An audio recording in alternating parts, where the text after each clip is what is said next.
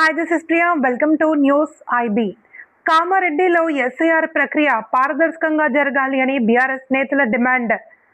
కామారెడ్డి జిల్లాలో SIR voter జాబితా సవరణ ప్రక్రియ సక్రమంగా పారదర్శకంగా నిర్వహించాలి అని బీఆర్ఎస్ నాయకులు అధికారులను కోరారు. ఓటర్ నమోదు సవరణ ప్రక్రియపై ప్రజలకు పూర్తి అవగాహన కల్పించడం అధికారుల బాధ్యత అని వారు పేర్కొన్నారు.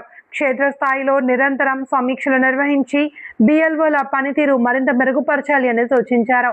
ఓటర్ జాబితా దరఖాస్తుల పరిశీలనను 1కి 2 సార్లు పరిశీలించి ఒక్క ఓటు కూడా గల్లంతు కాకుండా చర్యలు తీసుకోవాలి అని విజ్ఞప్తి చేశారు. ప్రస్తుతం ఎస్ఐఆర్ విధానంపై ప్రజల్లో అనేక అపోహలు ఉన్నాయని, వాటిని నివారించేందుకు జిల్లా అధికారులు ప్రత్యేక అవగాహన సదస్సులు నిర్వహించాలి అని బీఆర్ఎస్ నేతలు కోరారు. ఈ కార్యక్రమంలో వైస్ చైర్మన్ కాసర్ల గోదావరి స్వామి, మీర్జా హాఫీజ్ బేగ్, కుంబాల రవి యాదవ్, మామిండ్ల లక్ష్మణ్, ఆజాజ్, మంజూర్, నర్జింలు తదితరులు పాల్గొన్నారు. దయచేసి ఇంటింటికి తిరిగి ఫామ్స్ అందరికీ ఫిలప్ చేయండి. చాలామంది మా దగ్గరికి రాలేరు, ఫామ్స్ ఎవరు నింపుతలేరు అంటున్నారు. ఇది ఎస్ఐఆర్ ఎందుకంటే వాళ్ళ ఓట్లని వాళ్ళు ఉంచుకోవడానికి ఇది చాలామంది ఓట్లు మిస్ అవుతున్నాయి.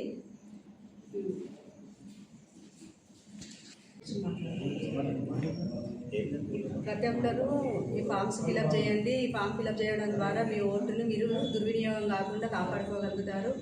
ఈ ఎస్ఐఆర్ ప్రక్రియ ఎందుకోసం అంటే కొత్త ఓట్లు తీసుకురావడానికి, ఓట్లలో ఏమైనా మిస్టేక్స్ ఉంటే అవి ఓటర్ ఐడిలో మిస్టేక్స్ ఉంటే క్లియర్ చేసుకోవడానికి, అలాగే చనిపోయినటువంటి వాళ్ళ ఓట్లను తీసేయడానికి ఈ ప్రక్రియ నిర్వహించుకుంటున్నారు. ఆఫీసర్స్ అందరూ ప్రతి ఇంటికి ఓపిక కొద్ది తిరిగి ఫామ్స్ అన్ని ఫిలప్ చేయండి. అపోహలు లేకుండా అందరూ తప్పకుండా నింపండి. బిఎల్ఓలు కూడా ఇంటింటికి వెళ్ళి ప్రతి ఒక్కరికి దీనివల్ల ఎలాంటి అపోహలకు లోన్ కాకుండా వాళ్ళని చూసుకోవాలని కోరుకుంటున్నాం. వాళ్ళకి ఎలాంటి సందేహాలు ఉన్నా మీరు కొంచెం వాళ్ళని క్లారిటీగా చెప్పండి. ఈరోజు మన గౌరవ బీఆర్ఎస్ పార్టీ కార్యనిర్వహణ రాష్ట్ర అధ్యక్షులు కేటీఆర్ గారి సూచనల మేరకు మరియు మా పేదమ నాయకులు శ్రీ మాజీ ఎమ్మెల్యే గంప గోవర్ధన్ గారి ఆదేశాల మేరకు బీఆర్ఎస్ పార్టీ పక్షాన మేము ఎస్ఐఆర్ అనే ప్రక్రియపై ప్రెస్ మీట్ నిర్వహిస్తూ ఉన్నాం. ముఖ్యంగా ఎస్ఐఆర్ ప్రారంభమై ఇప్పటికీ దాదాపుగా 14 రోజులు పూర్తవుతుంది. ఈ ఎస్ఐఆర్ ద్వారా మేము మొదట్లోనే అందరికన్నా ముందుగా బీఆర్ఎస్ పార్టీ గంప గోవర్ధన్ గారి ఆదేశాల మేరకు మరియు జిల్లా పార్టీ అధ్యక్షులు ముజిబుద్దీన్ గారి ఆదేశాల మేరకు మేము మొదటిసారి అందరికన్నా అన్ని పార్టీల కన్నా ముందుగా ఈ బిఎల్ఏల లిస్ట్ ఇవ్వడం జరిగింది. BLA means booth level agents. మా పార్టీ తరఫున ప్రతి బూత్కు ఒక 2 ఏజెంట్లను ముందుగానే మేము ఆర్డీఓ గారికి అప్పయ్యాము. అది ప్రెస్లో కూడా వచ్చింది, అందరికీ వచ్చింది. ఏదైతే ఈ బిఎల్ఓలు ఎస్ఐఆర్ ప్రక్రియ నిర్వహిస్తున్నారో ఎక్కడ కూడా వాళ్ళు క్షేత్ర స్థాయిలో ప్రజలతోటి మమేకం అవుతలేదు. ఆ బూత్ స్థాయిలో ఆ బూత్లో ఉన్న ఆ ఓటర్లను కలవడం లేదు. ముఖ్యంగా వాళ్ళకి ఎన్యూమరేషన్ పత్రాలను ఇవ్వడం లేదు. ఇచ్చినప్పటికీ వాళ్లకు అవగాహన కల్పించడం లేదు. ఈ ప్రక్రియ ఎలా ఉందంటే చాలా దారుణంగా ఉంది కామారెడ్డి పట్టణంలో, మరి అసెంబ్లీలో కావచ్చు. ఇంకొందరు బిఎల్ఓలు అయితే ఎక్కడనో వాళ్ళకు నచ్చిన చోట కూర్చొని ఎవరో ఆశ్రయం కల్పిస్తే కూర్చొని అక్కడికే ఫోన్లు చేసి పిలిపించుకుంటున్నారు. మేము బిఎల్ఏ లిస్ట్ ఇచ్చింది ఎందుకోసం అండి? మీ లిస్ట్ ఇచ్చినాం. ఒక్క బిఎల్ఓ కూడా ఒక పార్టీ అని కాకుండా బీజేపీ వాళ్ళు ఇవ్వచ్చు, కాంగ్రెస్ వాళ్ళు కూడా ఇవ్వచ్చు. వాళ్ళకి బిఎల్ఓలు ఫోన్ చేస్తే ఏజెంట్లకు వాళ్ళు సంప్రదిస్తే వాళ్ళు కొంచెం సూచాయిగా ఆ ఏరియాలో ఉండరు కాబట్టి ఆ ఏజెంట్లు పోయి వాళ్ళని కల్పించే ప్రయత్నం వాళ్ళు చేస్తారు. మీరు ఒక 4 ఇండ్లు తిరిగి ఎన్నో కూర్చొని అయిపోయిందన్న విధంగా తూతు మంత్రంగా ఇంత పెద్ద ప్రక్రియను ఈ ఓటర్ జాబితా అనేది ఎంత ముఖ్యమైంది అంటే ఒక విధంగా ఓటర్ అనేది వెళ్ళిపోతే మన భారతదేశంలో మనం ఉండి కూడా వేస్ట్ అనే భావన ఉంది. మన పౌరసత్వానికి ముప్పొచ్చే విధంగా ఉంది. కాబట్టి ఈ బిఎల్ఓలు ఇప్పటికైనా ఈ 14 రోజులు పూర్తయింది. ఎన్యూమరేషన్ పత్రాలు మాకు తెలిసినంత వరకు మాకున్న ఇన్ఫర్మేషన్ ప్రకారము కనీసం 100% 40% కూడా ఇప్పటిదాకా అందలేదు ఎన్యూమరేషన్ పత్రాలు. ఇట్లా జరిపించకుండా బిఎల్ఓలతో అవగాహన కల్పించకుండా దయచేసి మీరు సమీక్షలు నిర్వహించండి, మీరు పరిశీలించండి. మీరే జిల్లాధికారి, జిల్లా బాస్ మీరే కాబట్టి మీరు చొరవ తీసుకోండి.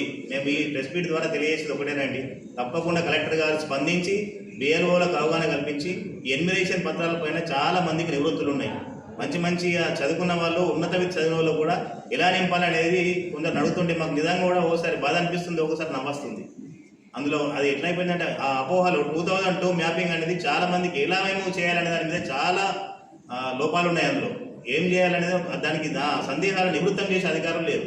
వాళ్ళు వస్తున్నారు, ఆ మెట్లు ఎక్కో లేకపోతే కష్టపడుకుంటూ వచ్చి వేలు వాళ్ళు వచ్చి ఆయన పత్రాలు ఇచ్చిపోతున్నారు. మరి 2002 మ్యాపింగ్ ఉంది. ఫస్ట్ మన డేటా నింపాలి. థర్డ్ మళ్ళీ వాళ్ళ పూర్వీకుల డేటా ఉంది. ఇలాంటి అన్ని ఎవ్వరికి కూడా ఒక నిమిషం ఆగి వేలువరు ప్రజలకు ఎలాంటి అపోహలను కానీ సందేహాలు తీర్చలేరు. ఏదో తూతూ మంత్రంగా వెళ్ళేస్తూ ఇలా అయితే మన ప్రజాస్వామ్య వ్యవస్థకి ముప్పు జరిగే విధంగా ఉంది. ముఖ్యంగా మా డిమాండ్ ఏంటంటే జెన్యున్గా ఉన్న నిజాయితీగా ఉన్న ఓట్లు అనేవి 80% ఇలాంటివి మిస్గా అవుతుంది. దాంతోపాటు ఫేక్ ఓట్లు, దొంగ ఓట్లు అవి కూడా ఏ ఒక్కటి కూడా ఉండదు. గత ఎన్నికల మున్సిపల్ ఎన్నికలు మనం చూసినాము. నాతో సహా ఎంతోమంది అభ్యర్థులు జీవితాలు తారుమారైపోయింది. నేను కూడా ఒక అభ్యర్థిగా పోటీ చేసినాను. కేవలం ఈ దొంగోట్లు విలేజ్లలో ఉన్న దొంగోట్లు కామారెడ్డి పట్టణం రాసుకోవడం వల్ల ఒక 10 నుంచి 12 మంది కౌన్సిలర్ల జీవితాలు తారుమారని మీ అందరూ తెలిసిన విషయమే. ఈరోజు బీఆర్ఎస్ పార్టీ కామారెడ్డి నియోజకవర్గ ఇన్ఛార్జ్ మాజీ శాసనసభ్యులు గంపగౌడన ఆదేశాల మేరకు పాత్రికేయుల సమక్షంలో పత్రికా ప్రకటన గురించి ఇక్కడ కూర్చోవడం జరిగింది. ఎస్ఐఆర్ ఏదైతే ప్రక్రియ మనకు రాష్ట్రంలో జరుగుతుందో, తెలంగాణ రాష్ట్రంలో, దీనికి సంబంధించి బీఆర్ఎస్ పార్టీ తరఫున రాష్ట్రంలో ఒక కమిటీ వేయడం జరిగింది. ఆ కమిటీ సభ్యులు ఎవరైతే ఉన్నారో ఈ బిఎల్ఓస్ బిఎల్ఎస్కు కలిపి ఏ విధంగా పనిచేస్తున్నారో ఆ అనుసానంతో రాష్ట్రంలో పనిచేయడం జరుగుతుంది. అదేవిధంగా నిన్న ఎలక్షన్ కమిషన్ కూడా పోయి వినతి పత్రం ఇవ్వడం జరిగింది హైదరాబాద్లో. కాబట్టి ఈ ఎస్ఐఆర్ అనే ప్రక్రియ ఏదైతే జరుగుతుందో దీంట్లో చాలా వరకు మనకు 20 ఏళ్ళ తర్వాత ఇది ఫస్ట్ టైం వచ్చింది కాబట్టి అందరికీ ఆలోచనలు మరో విధంగా ఉన్నాయి. ఒక్కొక్క బిఎల్ఓకు 12-13 బూత్లు ఉన్నాయి. ఒక్క బూత్లో ఏరియా వైజ్గా చూస్తే 12-13 వార్డులు వస్తున్నాయి ఒక్కొక్కరికి. వాళ్ళు అన్ని చోట్ల తిరగడం లేదు, అందరికీ కలవడం లేదు. ఎవరికో ఒక్కలకు మొత్తం ఫామ్లు అప్పజెప్పేసి మేము ముట్టినాయని కలెక్టర్ గారి దగ్గర వెళ్ళి మేము అప్పజెప్పేసినాం, ఆల్రెడీ మా ప్రక్రియ అయిపోయిందని వాళ్ళు చెప్తున్నారు. ఇది తప్పు. అధికార యంత్రాంగం ఏదైతే ఉందో వాళ్ళు ప్రత్యేక దృష్టి పెట్టాలి. ప్రతి బిఎల్లో ప్రతి ఓటర్ను కలిసి ఒకవేళ చిన్న పొరపాటు అయినా సరే వాళ్ళ ఓటు పోయే ప్రమాదం ఉంది కాబట్టి ప్రతి ఒక్కరికి ఒకటే చెప్పాలి. మళ్ళీ ఎవరైతే ఓటర్స్ ఉన్నారో వాళ్ళతోటి ఒకటే వినతి, మనం ఇబ్బంది పడే అవసరం లేదు, భయపడే అవసరం లేదు. ఒకవేళ మనకు ఇప్పుడు ఏదైతే ఫామ్ మనం ఇస్తున్నామో దాంట్లో ఏమైనా తప్పులు ఉంటే మనకు ఆగస్టు వరకు మళ్ళీ మనకు ఆప్షన్ ఉంటుంది, మనం మళ్ళీ దానికి నింపుకోవచ్చు. ఇబ్బంది పడే అవసరం లేదు. మన దొంగ ఓట్లు కాదు, మనం ఎక్కడి నుంచి వచ్చిన వాళ్ళం కాదు. కాబట్టి ఎక్కడో విలేజ్ నుంచి ఇంతకుముందు చుట్టుపక్కల విలేజ్లలో ఉంటుండే ఒక 10 ఏళ్ళ ముందు 15 ఏళ్ళ ముందు ఇప్పుడు కామారెడ్డి వచ్చినాం.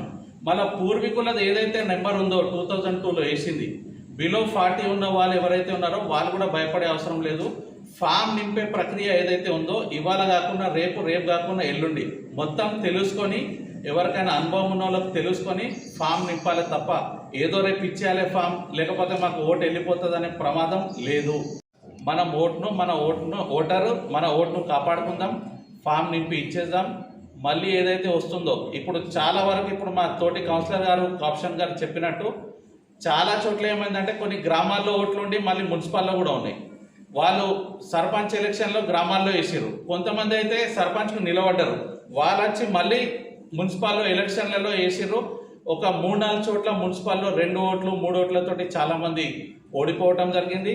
ప్రతి ఒక్కరికి మన ఓటు మనకు ఉంటే బాధ్యత, మనం భారతదేశ పౌరులం కాబట్టి ఫామ్ నింపించేటప్పుడు ఏదైతే ఫామ్ ఉందో దాంట్లో 4 భాగాలు ఉన్నాయి. దాంట్లో 2002లో ఎవరిదైతే ఉందో వాళ్ళ తల్లిదండ్రులది పైన రాసేసి, మనది 2002లో లేకున్నా సరే మన అడ్రస్, మన ప్రాపర్గా మన చిరునామా, మన పేరు మొత్తం నింపేస్తే మన ఓటు ఎక్కడ పోయేది కాదు. గతంలో మనం మొన్ననే ఓటేసాం కాబట్టి దానికి ప్రక్రియ ఏదైతే ఉందో అధికారులు చూస్తారు, మనకు కావాలంటే నోటీస్ ఇస్తారు, మళ్ళీ మన వేరే సర్టిఫికెట్లు చూస్తారు, చూసిన తర్వాత మన ఓటును మనకి ఇస్తారు. కాబట్టి ఆందోళన చెందే అవసరం లేదు.